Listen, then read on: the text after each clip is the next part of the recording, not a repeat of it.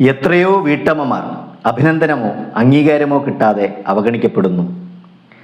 എന്തും വിളിച്ചു പറയുന്നവർക്കിടയിലും എൻ്റെ ഭാഗം മാത്രം ശരിയെന്ന് വാദിക്കുന്നവർക്കിടയിലും ചില വീട്ടമ്മമാരുടെ കഴിവുകൾ മാത്രം കാണാതെ പോകുന്നു. അവർ നൽകിയ രുചിയുള്ള ഭക്ഷണത്തിന്, നമ്മൾ കാണാതെ പോകുന്ന അവരുടെ അദൃശ്യ അധ്വാനത്തിന് വില കിട്ടാതെ പോകുന്നു. ഒരു പക്ഷേ ഇതൊരു നെഗറ്റീവ് പക്ഷപാതമായിരിക്കാം.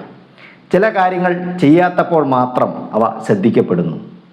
വീട്ടിൻ്റെ ഉള്ളിലെ വേതനം ലഭിക്കാത്ത അധ്വാനത്തിന് വിപണിയിൽ വിലയില്ലാത്തതിനാൽ അവയെ മാനസികമായി വില കുറച്ച് കാണുന്നു.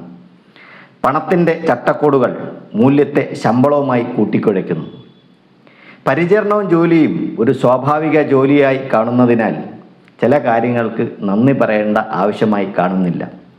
അവരുടെ വികാരങ്ങൾക്കോ പ്രവൃത്തികൾക്കോ അംഗീകാരമോ അഭിനന്ദനങ്ങളോ കിട്ടാതെ വരുമ്പോൾ മാനസിക ക്ഷീണം അനുഭവപ്പെടുന്നു. ചിലപ്പോൾ അവർ അധികമൊന്നും പ്രതീക്ഷിക്കുന്നുണ്ടാവില്ല.